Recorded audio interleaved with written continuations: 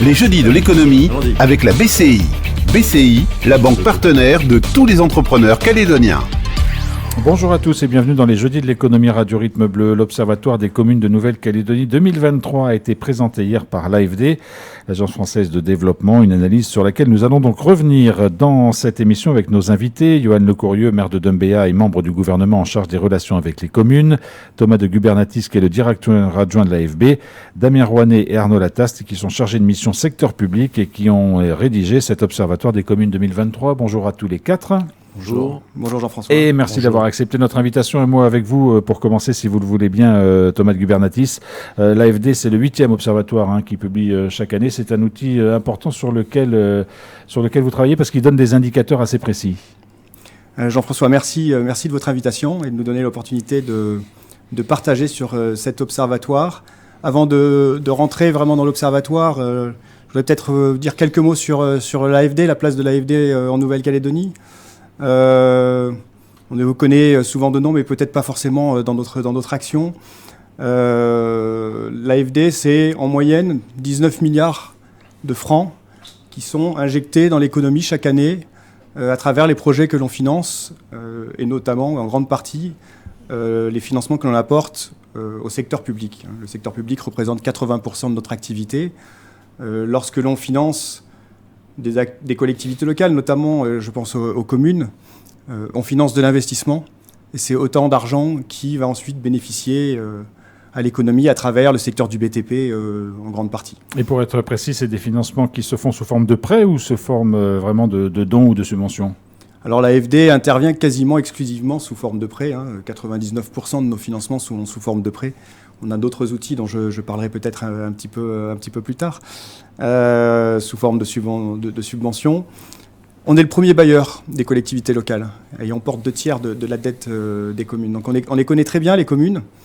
On les rencontre tous les ans. On en finance entre 15 et 20 chaque année. Et donc on entretient des relations assez étroites, assez particulières avec elles. Damien a mis en place une formation à l'attention des communes, une formation d'analyse financière à l'attention des communes et des élus, qui tient presque chaque année. Et puis, depuis maintenant 8 ans, c'est Damien Rouanet qui avait mis ça en place, qui a lancé le premier observatoire des communes, qui permet de prendre un peu le pouls, de communiquer sur la situation de chacune d'entre elles, et puis permettre aussi aux communes de se positionner par rapport à leurs voisins, aux autres communes, et notamment en fonction des strates de population. Alors on va revenir évidemment sur le contenu de cet observatoire pour l'année 2023, mais avant cela, Johan Lecourrieux, un mot sur cet outil, ce qu'il représente pour les communes, pour les maires. C'est vraiment à la fois un outil de synthèse, mais aussi un outil de travail. Oui, c'est un outil nécessaire en tout cas pour apprécier la santé financière des communes, et de sa propre commune déjà, et surtout aussi de se comparer aux autres communes, parce qu'on voit que et c'était bien dit dans cet observatoire, dans le dernier, que les communes de Nouvelle-Calédonie qui étaient assez résilientes jusque-là rentrent maintenant dans une période très difficile où on leur demande beaucoup et on leur donne peu les moyens de fonctionner sur l'ensemble de leurs compétences. Et donc on voit que l'ensemble des indicateurs financiers des communes, et surtout j'ai envie de dire des communes de taille moyenne, sont de plus en plus critiques et difficiles, et alors que c'est les communes où on attend le plus d'engagement de la part des différents exécutifs. Et donc l'outil lui-même de l'Observatoire est très intéressant pour les exécutifs des communes, mais aussi pour l'ensemble des collectivités, parce que à un moment donné, tenant compte de la situation budgétaire et économique des différentes collectivités de la Nouvelle-Calédonie, il y aura obligation d'une certaine solidarité entre les différentes collectivités, et surtout une certaine approche neutre et surtout d'intérêt général sur l'ensemble des collectivités et des projets des communes, si on ne veut pas mettre certaines populations en difficulté, quoi. Voilà, donc quelques perspectives déjà, mais avant d'évoquer aussi la suite pour les communes, on va s'intéresser à cette année 2023 que vous avez scrutée comme chaque année à la loupe, Damien Rouanet et Arnaud Lataste. Qu'est-ce qu'on peut retenir sur un plan général des finances des communes en Nouvelle-Calédonie ? Est-ce que Le rapport de l'AFD le montre, c'est plus contraint qu'avant, mais il n'y a pas non plus de catastrophe pour l'instant. C'est-à-dire que les choses se resserrent sans pour autant que les communes soient en difficulté. Est-ce que c'est un bilan qu'on peut dresser globalement comme ça, Damien Rouanet ? On est sur la 8e édition et sur les éditions précédentes, on mettait souvent en avant que on avait des communes calédoniennes plutôt en bonne santé, qui étaient précautionneuses sur leur charge de personnel, leur mode de fonctionnement. Donc on avait ce constat plutôt positif sur ces dernières années et l'édition de cette année nous a amené un peu à revoir le discours et d'avoir un point de vue un peu plus nuancé, voire plus négatif sur l'appréciation de la situation financière, puisque, comme ça a été évoqué, il y a une dégradation qu'on constate sur certaines communes, et de manière générale, et sur certaines communes en particulier. Alors cette dégradation, elle vient d'où ? Est-ce qu'elle vient du fait que le financement des communes est devenu insuffisant ? Est-ce que ça vient du fait que l'argent dont elles disposent n'est pas forcément dépensé toujours comme il devrait l'être ? Il y a une problématique plutôt au niveau des recettes sur les 8 dernières, sur la période étudiée. Les recettes principales proviennent de dotations qui viennent de l'État et de la Nouvelle-Calédonie. Celle de la Nouvelle-Calédonie s'appelle le FIP fonctionnement, ça peut représenter les 2/3 des recettes. Le Fonds intercommunal de péréquation. Le Fonds intercommunal de péréquation, qui est la première recette des communes. Et depuis quelques années, elle n'a pas évolué. Donc on a le constat de communes qui ont toujours les mêmes recettes, peu ou prou les mêmes recettes, et avec un contexte qui amène à une maîtrise des dépenses qui est de plus en plus difficile par rapport à des facteurs extérieurs. C'est d'autant plus vrai, Arnaud Lattasse, dans les communes notamment du Grand Nouméa qui connaissent un accroissement de population, mais pas forcément de leurs recettes correspondantes. Effectivement, le paquet de recettes fiscales augmente peu ces dernières années. Il y a une certaine forme une économie qui est un petit peu atone, on va dire.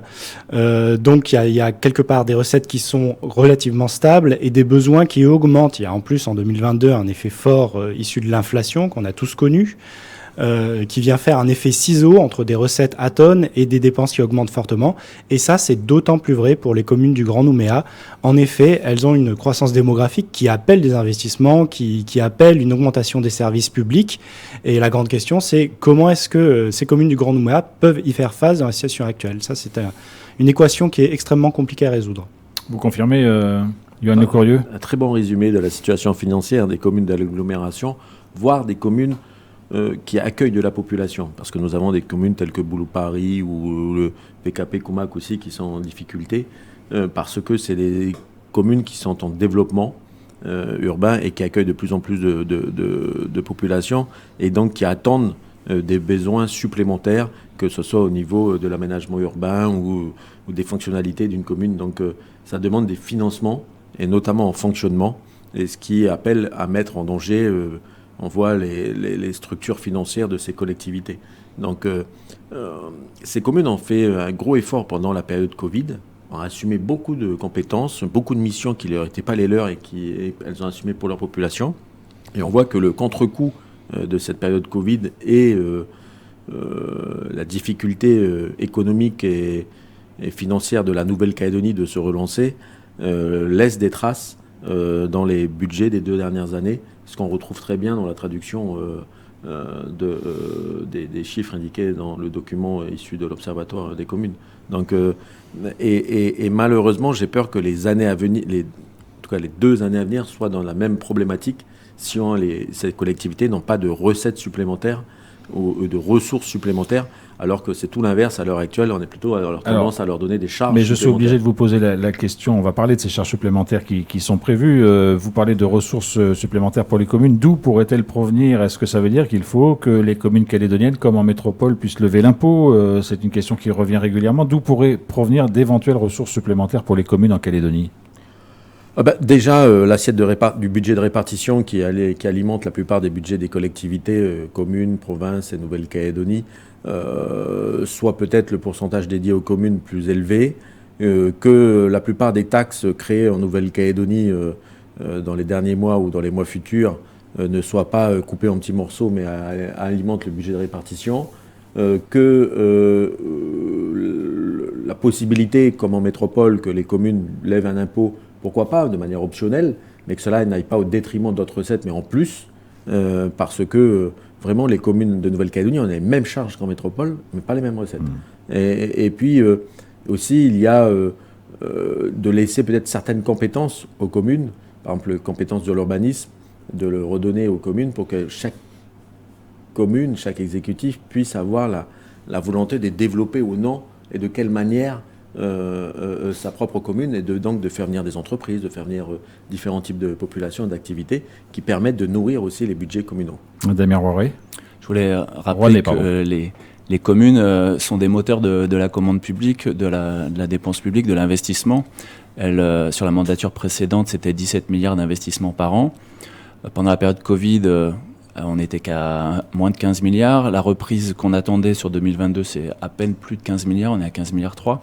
Donc on sent qu'il y a un ralentissement aussi de l'investissement qui est la conséquence de ressources propres des communes qui sont plutôt au plus bas.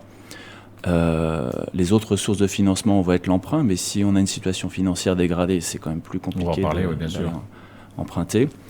Le recours aux subventions, mais qui est un challenge aussi pour des communes de petite taille. Alors vous l'avez dit, peut-être que ça apparaît dans ce rapport 2023, comme les financements sont plus réduits, les contraintes sont plus fortes, on investit un petit peu moins, les communes investissent un petit peu moins. Est-ce qu'il y a d'autres postes qui sont touchés par cette baisse des recettes? Est-ce que vous voyez d'autres secteurs sur les communes sur lesquels elles sont obligées de rogner aujourd'hui? On avait souligné la variable d'ajustement qui est les subventions aux associations, qui est à la main des communes. Et donc on avait relevé une conséquence sur le tissu associatif. Quand il n'y a pas les moyens, il n'y a pas. Donc les maires le diraient mieux que moi. Arnaud Lataste, vous vouliez ajouter quelque chose ? Oui, on remarque que les communes subissent vraiment les événements, je le disais tout à l'heure, l'inflation. Et ça, il y a une forme de mécanique en accordéon entre l'inflation qui vient gréver ce qu'on appelle le fonctionnement quotidien des communes, quelque part, les salaires, les achats quotidiens, et finalement ce qui leur reste pour financer l'investissement. Et Damien le disait, l'investissement des communes, c'est quelque chose auquel nous, à AFD, on tient particulièrement. Les communes sont situées sur tout le territoire. On peut penser aux communes rurales de l'intérieur de Nouvelle-Calédonie, on peut penser aux communes des îles. Les communes sont vraiment un outil absolument nécessaire pour diffuser l'investissement sur le territoire, et nous prenons attention à ce que l'épargne qui est dégagée par les communes pour apporter l'investissement soit suffisant. Et aujourd'hui, c'est de moins en moins le cas. Alors Thomas de Gubernatis, on va évoquer un autre indicateur qui est important lorsqu'on parle des finances des communes, c'est le taux d'endettement, ce qu'on appelle le taux d'endettement. Est-ce qu'on peut expliquer un petit peu pratiquement aux auditeurs qui ne sont pas forcément habitués à ces mécanismes d'emprunt et d'endettement, de ce que c'est que le taux d'endettement? Est-ce que ça représente aujourd'hui pour une commune? Quelle est sa capacité maximum? D'abord le taux d'endettement. Je préférais laisser la parole à Damien Rouanet sur ces questions un petit peu techniques, si vous voulez bien. Damien Rouanet, allez-y. L'emprunt qu'une collectivité va faire, par exemple 100 millions, va se rajouter aux emprunts précédents qui sont en cours de remboursement. Donc on va avoir un stock de dettes qu'on va rapporter aux recettes de l'année, et ça nous donne un pourcentage. Et aujourd'hui, le constat qu'on a fait, c'est que sur les communes de moins de 10 000 habitants, on est plutôt sur des niveaux tout à fait soutenables. Donc le chiffre ne parlera pas aux auditeurs, mais on a des dettes très très raisonnables. Ce qui est plutôt positif. Oui, c'est-à-dire que ces communes ont sur le papier de la marge de manœuvre pour des investissements nouveaux, mais à condition de pouvoir avoir l'épargne ensuite pour la rembourser les années ultérieures. On a plus d'interrogations sur les communes de plus de 10 000 habitants, qui ont une stratégie d'emprunt ces dernières années plutôt dynamique, aussi parce qu'on avait des taux très très bas. On était à des taux qui étaient entre 0 ou 2%. Aujourd'hui, l'AFD se finance sur des marchés à plus de 3%. Donc on a changé d'air. Ouais. Sur ces questions-là, Thomas de Gubernatis, parce que l'AFD pratique des taux qu'on ne trouve pas évidemment dans le public auprès des communes. Malgré tout, vous êtes aussi obligé de tenir compte de l'évolution des marchés, et notamment sur ceux sur lesquels vous empruntez. Écoutez, tout à fait. On a un modèle qui fait que, modèle de refinancement, nous-mêmes nous empruntons sur les marchés financiers, qui fait qu'on est finalement très réactif à l'évolution des taux. Mais on a aussi des mécanismes d'accompagnement des communes en fonction de la typologie d'investissements qui sont réalisés. On a la possibilité de subventionner le taux d'intérêt, donc de le diminuer et à des niveaux relativement conséquents. Alors il y a encore 1 an et demi, on parlait de taux zéro. Les taux étaient autour de 1%. On était capable de redescendre les prêts ou les taux d'intérêt proches de zéro. Aujourd'hui, on est à des taux qui sont autour de 4%. On est capable de descendre peut-être autour de 3%. Ça va dépendre de la nature des investissements. Vous savez qu'au-delà d'être un banquier, on est une agence de développement. On s'intéresse à la nature des investissements qui sont réalisés par les communes, notamment avec de grands piliers dans nos interventions que sont le lien social, d'une part. Je parle de l'accès aux services, aux services essentiels, l'accès à l'eau, à l'éducation, à la santé. Et puis également, qui prend de plus en plus de place dans notre action, c'est répondre aux enjeux climatiques.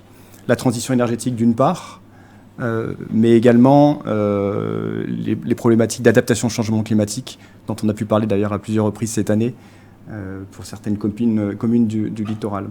Et donc, on regarde vraiment ça dans le détail et on fait un effort pour justement que les communes aient accès à un financement pas trop cher. Et Yoann Le Coriot, si on s'intéresse au cas particulier de la commune de Dumbéa, dont vous êtes le maire, est-ce qu'on sait quel est son taux d'endettement? Est-ce qu'on sait quelle est votre capacité d'emprunt aussi aujourd'hui? Est-ce que des choses s'affinent au long de l'année ou est-ce que c'est décidé une fois pour toutes? Comment ça fonctionne? Non, c'est chaque année, nous remettons le travail sur le sujet dans la période préparatoire actuelle des budgets 2024. Nous sommes avec nos partenaires en échange, on sait nos capacités financières, nos capacités d'emprunt, nos taux d'endettement. On essaye au mieux de respecter les critères notamment établis de normes par l'AFD, mais on sait que la plupart, notamment des communes en voie de développement, ont du mal à les respecter, notamment sur le taux d'épargne et d'autres critères financiers. Mais cela ne se lit pas d'une année à l'autre, se lit sur des trajectoires. Parce que si on le fait d'une année à l'autre, beaucoup de communes de Calédonie ne pourraient plus emprunter. Mais c'est plutôt sur des trajectoires de financement ou des trajectoires d'investissement, d'outils de gouvernance, donc les plans pluriannuels d'investissement, que ce soit routier, que ce soit sur les principaux investissements. C'est aussi prendre en compte les différents cofinancements que nous avons, les collectivités. Là, l'État, par exemple, change son mode de fonctionnement. On passe de contrats pluriannuels vers des appels à projets annuels. Donc, ça change beaucoup le mode de fonctionnement. Ça change beaucoup le mode de prévision de dépenses et de recettes.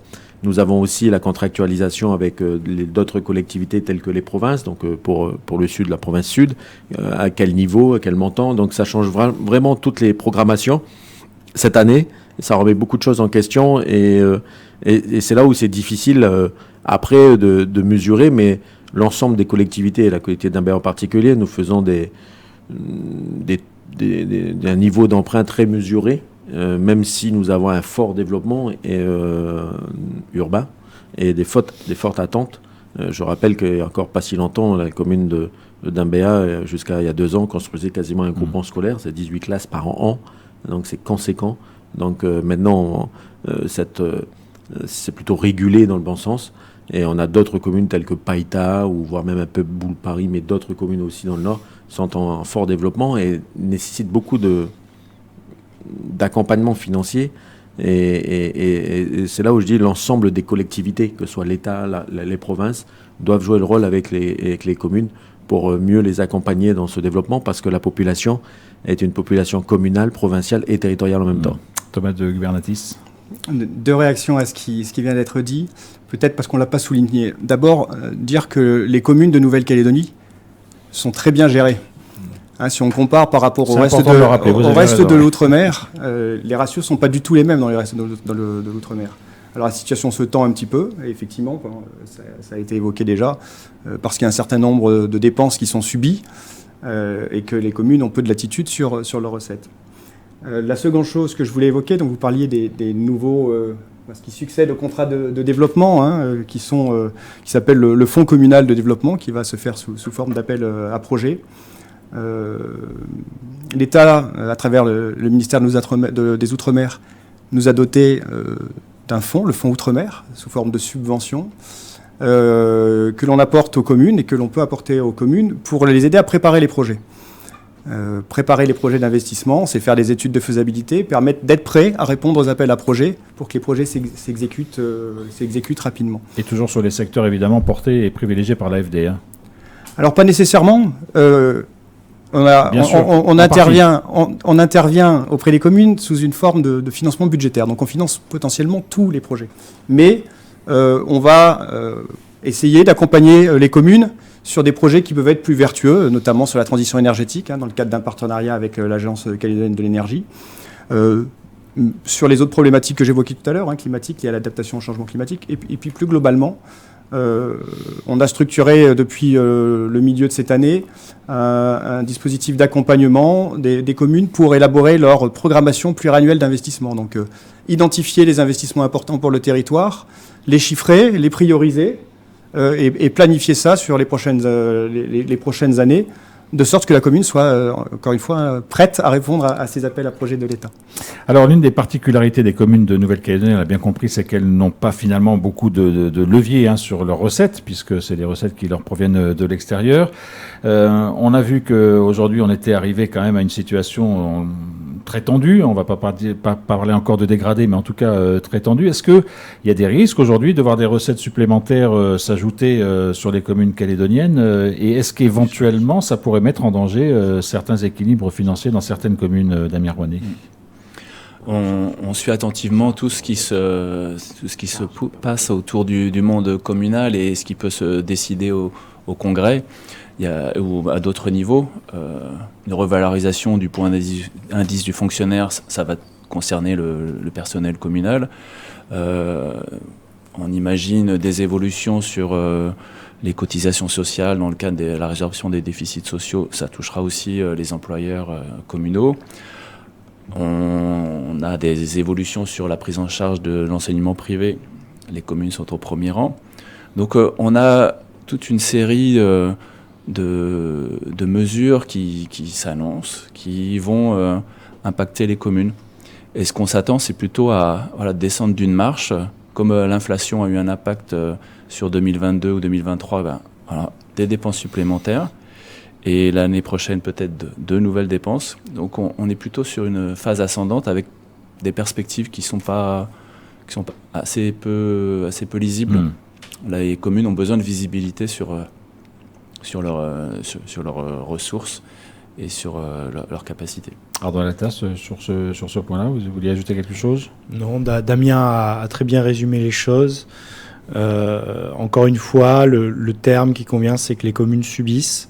Donc la question, c'est jusqu'à quel point pourront-elles subir? Alors, encore une fois, la situation, elle est quand même assez dissociée. Il y a quand même l'essentiel des communes qui se portent bien. Quelques-unes, aujourd'hui, sont en difficulté. Donc le message, il est là. Il commence à y avoir un petit peu plusieurs réalités au sein des communes calédoniennes. Alors, vous vouliez ajouter quelque chose? J'ai peut-être dit une bêtise non, tout c'était à des l'heure. charges supplémentaires et non des recettes supplémentaires, parce que les recettes supplémentaires, on les prend tous les jours. Oui, bien sûr, ce sont des charges supplémentaires. J'espère que tout le monde a bien compris. On est pour les prendre tous les jours. Non, ce que je veux dire, c'est que peut-être au lieu de subir, c'est que certaines collectivités qui prennent des décisions puissent se concerter avec les communes, car les 33 maires, quelle que soit leur approche politique, sont souvent d'accord, écrivent des courriers de plus en plus en commun, les deux associations de maires que sont l'AFM et la MNC, aux différents dirigeants de la Nouvelle-Calédonie ou des provinces ou du Congrès, parce que nos problématiques sont les mêmes à la sortie. Après les élections, nous sommes dans la gestion d'une collectivité pour apporter le meilleur à la population concernée. Et donc, on voit que tout ce qui concerne ce qui a été listé par Damien Rouanais sur la prise en charge de l'enseignement privé, les cotisations qui augmentent, décidées comme ci, comme cela, les points de revalorisation qui augmentent. Mais à un moment donné, il y a des dépenses, et les dépenses, il faut les financer. Et donc, les exécutifs et les communes seront obligés de faire des choix. Ces choix, c'est le gel de certains postes qui existent déjà dans beaucoup de collectivités, de communes. C'est les choix sur les aides aux associations de proximité. Et donc, on dégrade le service de proximité ainsi que les services à apporter à certains types de populations. C'est des manifestations en moins. parce que il faut choisir à un moment donné, est-ce qu'on continue à faire ce qui est prioritaire, c'est-à-dire l'état civil, ce qui est prioritaire, c'est-à-dire l'enseignement, les écoles ouvertes et autres, et donc un peu moins de manifestations culturelles, un peu moins de manifestations sportives, et c'est vraiment pas l'objectif, parce qu'on est un pays qui vit à travers le monde associatif. Toutes les communes ont un tissu du développement de l'association qui est très important et qui est important de maintenir, parce qu'ils viennent compenser ce que ne fait pas le service public payant, et le fait avec à travers des bénévoles, et au contraire ça pourrait nous coûter beaucoup plus cher si on devait l'assumer. Et donc ça, c'est partout sur la Nouvelle-Calédonie, petite ou grande ou moyenne commune, et donc c'est vraiment très important. Je pense que c'est dans la concertation, et le mot est souvent indiqué que les communes sont oubliées, mais sont oubliées d'un point de vue politique, sont oubliées d'un point de vue financier, donc il faut vraiment les concerter et ne pas les oublier, parce que je vous dis, 33 maires, c'est l'ensemble de la population calédonienne, et des fois nous avons des assemblées qui prennent des décisions de manière hors sol, et qu'il est important de recontextualiser avec les impacts que peut avoir sur les communes qui sont vraiment la collectivité de proximité. Voilà, les communes qui ne sont pas oubliées par l'AFD, oui, Damien Rouanet. Dans notre première édition que je relisais avant de venir, on parlait justement de ces oubliés des accords. Souvent, on nous présentait les communes comme étant les oubliés des accords de Matignon et de Nouméa. Donc, l'Observatoire des communes permet au moins une fois dans l'année, au moment de la publication, de les mettre en avant. Et on peut espérer qu'elles soient un peu moins oubliées sur la suite de l'avenir du pays. Merci beaucoup en tout cas à tous les quatre d'être venus nous parler de la situation financière des communes. Thomas de Gubernati, c'est un document un petit peu technique quand même, cet observatoire, mais il est accessible pour les gens qui le souhaitent. Il est mis en ligne sur le site de l'AFD. Vous allez le faire ou pas ? On le fait tous les ans, effectivement, sur le site de l'AFD, afd.fr. Vous le trouverez assez facilement. Voilà, si certains veulent encore plonger un peu plus qu'on l'a fait dans cette émission sur les finances communales, vous pouvez donc aller sur le site de l'AFD. Merci beaucoup à tous les quatre de nous avoir éclairés sur ce sujet. Et vous le savez, cette émission sera disponible en réécoute pour ceux qui le souhaitent dans quelques instants sur notre site internet rrb.nc. Bel après-midi à tous.